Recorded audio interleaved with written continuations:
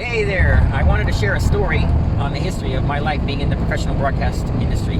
So, to make a long story short, for a number of years, we were Sony and Panasonic authorized dealer, and we were the top 5 in the United States doing volume. And the way that we did that is when we first became a dealer, we have to fill out an application. We fill out an application that tells about us, it tells about our market, our vertical market, what we specialize in, our type of customers. Just let the factory know a little bit about us. Anyways, before you know it, we got approved. We started bringing in small inventory, let's say $5,000. And these are samples, just a few. And we sell them. People start to learn who we are. They know that we're in the area. So we start increasing sales. And then the next order we place is a little bit larger, and a little bit larger, and a little bit larger. We are building brand awareness. Everybody knows the brand. They know that we're the authorized people in the area.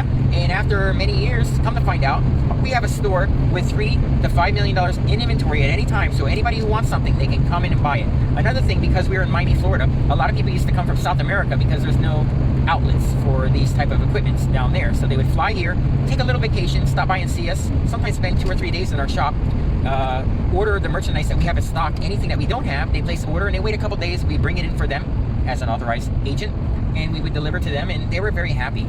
So again, we had maybe grown to the point where we had 25 employees, and we grew very strong. Everybody knew us for Sony and Panasonic. Now, when we sold Sony and Panasonic, we were under a contract. We fill out and it tells us that we're going to be a dealer for 1 year, 5 year, 10 year, whatever it may be. You agree upon the terms, and you agree upon the pricing schedule. You agree upon being protected in the territory for your vertical market, and they agree to help you, give you the support, everything. This is a joint venture. This is a partnership. So I learned by dealing with Korean and Japanese companies. I had no real experience with anybody in China. So when I started doing LED installation, that's because we were Sony authorized agent. I ended up picking up the contract to support the Sony Jumbotron, and we basically got into LED that way. So what happened was when the first LED screen was ready to be installed, the manufacturer from the United States asked the client, who do you have a contractor that we can talk to that can get the crane, pull the permits, and do the licensing and everything? And they said my name, and it was a great opportunity. So yes, you're talking to the person that installed the very first LED in the United States. So the reason why our business grew so fast, especially overseas, we had all the dealers, and plus we had our local market, was because we protected the local dealer. In other words, we knew that we did not have a footprint in Brazil. We knew that we did not have a footprint in Argentina, Uruguay. We go on all these countries. We quickly grew a large market down there by making partnerships, by doing what's called cooperate. And not to cooperate like you know, to cooperate like the world knows, everybody in the world. Now, let me explain to you what the word cooperate means. Cooperate, when you use that word, that's highly abused in China. But around the world, everybody assumes the word cooperate means that we're going to work together as a partner. I know that I am not in your territory, and I know that I'm not going to find out on a Wednesday that there's a new church being built that's going to need speakers, microphones, cables, a LED screen. I don't know that. I rather increase my chances by making a deal with you who's local, so that every single time that an opportunity comes, you always come to us, and we always supply all the merchandise, and we always give you protection, and we always give you the proper price, and we always give you quick and very efficient delivery. No tricks, no hidden charges, no nothing. There are some customers in South America, as well as in my local area, that are resellers that have given us millions of dollars in business because I always take care of them. And as we expanded our product line, they would buy more and more and more from us. So when I decided to bring in LED, I was going to grow our business and do this same thing. We were going to start out small and grow the market into LED. Before you know it, I predicted that we would be importing at least $6 million of LED screens every single month. And the reason I knew that we can do that is I started out with maybe a couple $100,000 of LED. We bring it into stock, we sell it, and we start bringing a little bit more. The key is to look as if you're a representative in the United States working with the manufacturer, just like we were supporting dealers in South America, and just like I had the manufacturer supporting us. Nobody cutting anybody out. Nobody went around anybody. And because of that, everybody was faithful, and they used the word cooperate. Cooperate means both parties work together. But in China, this word cooperate is heavily abused. When somebody in China uses the word cooperate, what it really means, and that's what I don't know. I don't know if they're doing it on purpose to trick you, or they just don't know. They don't know what the word means because they speak Chinese, and basically maybe the translation is not there.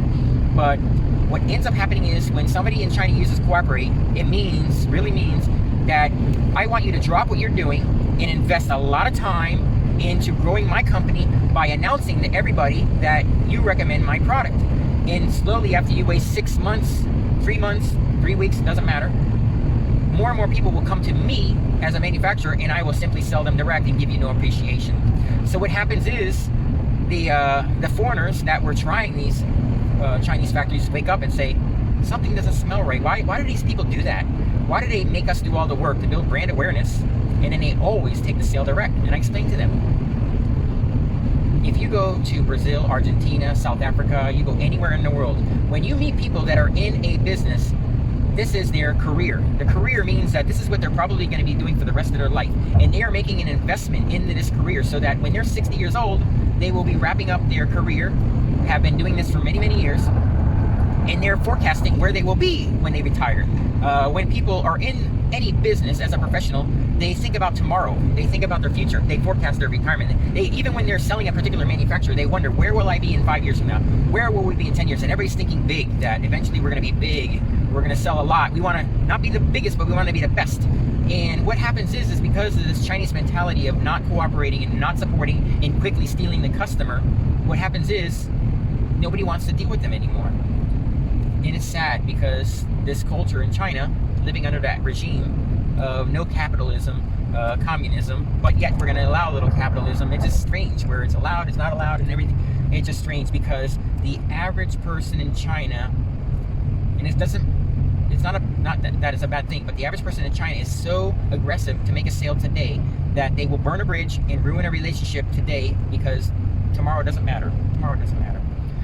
When I told you people think about where they're going to be in 10 years from now, people in China don't do that.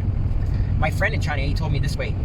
He laughed over chat. He says, LOL, when Chinese people wake up, we wonder what's for lunch today. We don't care about what's lunch for tomorrow. And I didn't understand that until we were defrauded maybe 18 times. That just kept happening again. Why does it keep happening? Why do I keep finding factories that are not loyal, very quick to steal or defraud? Why is that? And my friend explained it to me, because it's in the culture. You know, there is no sense of tomorrow. It's only about today. It's only about today. And, you know, getting back on track, it's very complicated because I've been doing this for many years. And by shifting our company over to try to represent manufacturers from China, it obliterated my company. I don't have the 25 employees that we once had. We don't have the 30,000 square foot warehouse. We don't have the $3 million of inventory, because after losing several sales that were taken direct, it's not like we just lost a sale. We invest in those sales. In other words, we get on an airplane because the customer says, come out and fly out and see us.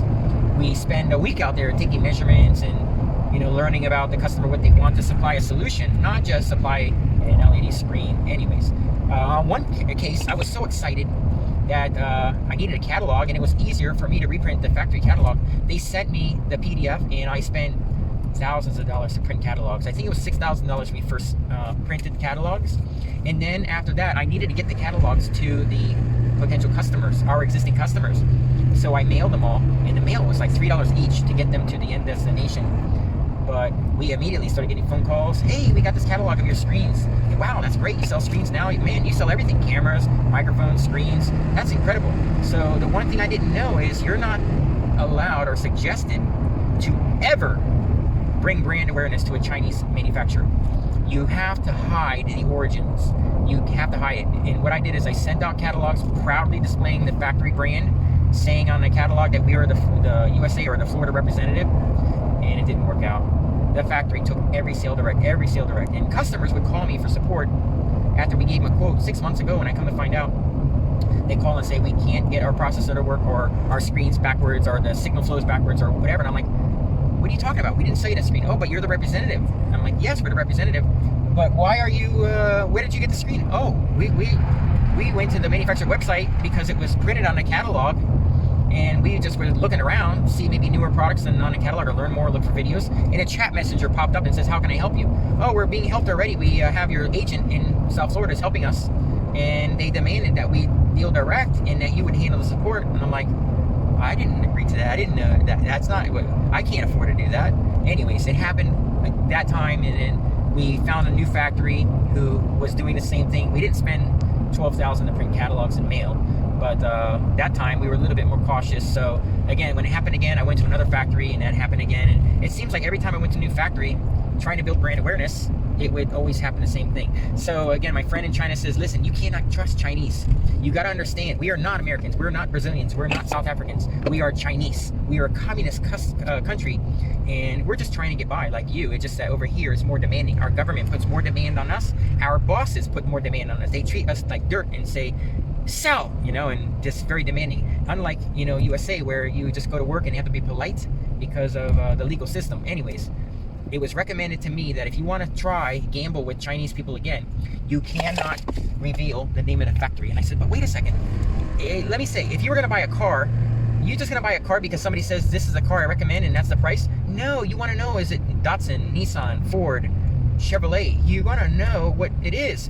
And they said, you're going to have to just try to sell LED screens unbranded and just earn the business because of your reputation. Don't try to earn with our representation. So I started doing that, and I quickly learned that, again, like cell phones, if you want to buy, like let's say you people over there in China, if you wanted to buy a cell phone, you're going to buy a phone based on the brand and the good word on the street that this brand is well known. Whether it's Huawei, whether it's 1&1 or whatever it may be, you're going to buy based on the performance and knowing that the factory is good. So it's unlikely that somebody in the United States is just going to buy blind and say, I don't care who makes it, I trust you. I got to make sure that if we died in an airplane crash tomorrow, that the factory is going to support the client, not steal them. Anyways, it's a very rough business. We were defrauded out of hundreds of thousands of dollars that were stolen from us by LED factories in China. It was always the same exact thing. Always the same thing. And when I would approach them, it would be either, we didn't know it was your customer, and I was stupid enough to believe them. And at the end of the day, after a period of time, I'm like, wait a second. I'm trusting that they didn't know this was my customer. Wait, they know I'm in Florida, and they know that this inquiry came from Florida. They know I was trying to grow their company, and I was stupid enough to fall for that. A good friend of mine that I don't talk to him much anymore because he got desperate. He also scammed me. But for 10 years, we were very good friends, and he just got caught into the trap and turned into a scammer too. And I don't blame him because he's just trying to survive in a very saturated market with 400% too many factories. And he told me one day before he turned bad, he's like, listen, in China, when you approach somebody who defrauds you, they don't care. They're just going to give you an excuse. And there's usually two type of Chinese responses. One of them is the most popular, is just pretend to be dumb and stupid and just say, I didn't know that was your customer. But he assured me these Chinese are not dumb and stupid. They're smart. They just pretend to be stupid. And a lot of people, myself and my competitors, fell for it. And then there's the other side of the Chinese response when you catch them stealing your client direct aggressively. It's very arrogant and ego. Like responding, you don't own the market. This is not your customer. You have no contract with them. The customer wants to buy direct. And they try to justify having this ego by, well, your customer wanted to buy direct. And I'm like, now let me explain something back to you to make you realize that I'm not stupid. If somebody offered you a product for $100 and somebody offered you a product for $150, which one do you think they're going to offer? They're going to buy. They're going to buy the one for $100 because save about $50. But they look past that it was more because the factory likes more because the customer likes the factory better. Not to mention the factory bad-mouthing the dealer, saying, you shouldn't buy from them, you should buy direct. Oh my God, you know how many experiences I have dealt with these people? Hundreds of thousands of dollars stolen from us. Whether it was on one occasion prepaying hundreds of thousands of dollars on a screen and then dispatching my purchase order to the factory so that they can ship it to my client direct and I can meet the materials there and perform the installation. They pick up the phone and call the client and say, would you like any additional screen because we have room in a container? It will only lead to talking about the sell price and the factory deciding that my price was too high. Well, my price is high because I've got 5 or 10% profit for ourselves, and the other 10 or 15% is to cover the freight. So I mean, I've gotten calls from customers going, I don't appreciate this. I go, well, what's going on? Your factory is a scumbag. I says, what happened? Well, they push me to buy direct because it's better for me to buy direct from the factory, even though you're the one who introduced us to them. And I fall for it and I buy. But now the problem is your price included freights and everything, and now I get the product is here, freight collect, and the bonding agent that's going to release the materials to us, he's charging us way too much money because he knows I'm not a repeat customer. I can't shop. He's got the materials in his hand. He's holding us hostage. Oh my God. And then when the tariff came out, my God, you got people that say, my gosh, I'm looking at your quote again, and yes, you were higher, but you're lower than the factory. The factory, they shipped everything collect. I have to come up with money to pay for the tariff and everything. One customer bought a screen for $580,000. They had to come up with like $250,000 or $280,000 for tariff alone. And they looked at my screen and they said, it looked like you were more money, bud. What I didn't realize is you were giving us prices delivered, FOB delivered to our facility with the installation. Now I got a bad deal. I did not get a better deal. I got no support. They're not going to support us. You know, you're not going to support me because you're in Miami near us, in the factories in China. The guy I'm talking to never been to the United States. And I'm like, you know what? I hear it all the time. Everybody's, you know, saying that they rather deal with a Nigerian phone scammer pretending to be from Microsoft rather than deal with anybody from China. And it's sad, very sad, that so many people have caused their own people to lose so much face. But there's nothing I can do about it. Now, what's going on, I'm very thankful, is we were defrauded from the very beginning. So the fraud that happens in China was not as bad as it is today. Everything compounds. Everything compounds. So whatever happened to us has only gotten worse. And I'm hearing stories from other people that decide to get into the LED market that don't have the experience, and they are getting defrauded 10 times worse. Because when you're good at scamming, eventually people are going to figure out your scam. You got to come up with a new hustle, a new way of conducting these scams. Anyways, it's a shame. I'm hearing some of the scams, but right now, the latest is people sending money to China. Come to find out, the factory is not in business. It's a fake factory. There is no factory. They send money to somebody to a wire transfer to get nothing in return. Nothing, nothing, nothing. And people are calling me going, my God, we're in trouble. We spent $100,000 on a screen and I don't think we're going to get it. There's a couple names of factories that are in such financial hardship that they know that somebody from America can't get an attorney and go sue somebody over in China. I remember there was a story some time ago that, who was it? It was somebody that was a sponsor with Nike or somebody who had their own line of tennis shoes, a basketball player. I don't remember the story. Bottom line is, he hired a factory in China to build sneakers for him. And come to find out, 3/4 of the business was a Chinese sending the products out the back door and cheating and selling into the market on eBay and all these things. And so this person, the basketball player, I don't know who it was, he went over to China to hire an attorney to sue. The little Chinese courts laughed at this American, laughed at them. And it's a shame. Anyways, I don't want to do what's called kick a dead horse. There's something that we can't repair, but we can be knowledgeable on how the industry is turning so bad and so corrupt. And again, if you were in a market that had 30,000 competitors, you'd probably be a scammer too. Maybe not in the beginning, but eventually you're going to say, look, I got family to feed, I got children, I got rent, I need to pay my bills. So I've met a lot of people in China that I've known for 20 years. They turn into scammers. I don't blame them. I don't blame them. They're just trying to live like everybody else. A little bit harder over there when you got a communist boot pushing down on your head. You better fucking make some money. You know, that's pretty much how it feels. Somebody told me over there. Still got a lot of friends over there. They tell me it's so hard over here, but we just want to live happy. All the chaos and all the bad things that our government do, we just turn a blind eye. We don't want to know anything about that. We just cross our fingers that it doesn't come to us. We hope that our government doesn't just, push down our house and kick us off the land that we have a lease for. And man, I'm seeing that go on right now, and I'm looking at the concentration camps going on in China right now. Times are changing, Anyways, be safe out there. Watch out for the scammers. And if anything, if you are in the business and you know factories over there, do what I'm doing. Offer to help them. They probably won't take it, but if they realize that if they're not able to stand out any different from 30,000 other competitors that they have in their own little central city, maybe it'll help them to do like I grew our business in South America by partnering with the resellers down there and getting them committed. And that's how I used to get phone calls every day going, hey, I'm working on a church or a stadium or an arena, and I want to run everything through you because you can help me and we can help you. Maybe some of these factories in China will wake up and realize that that's the real way that it should be. Should be just take your money and shut the customer off and don't support them, Anyways, we do the best we can. Have a nice day.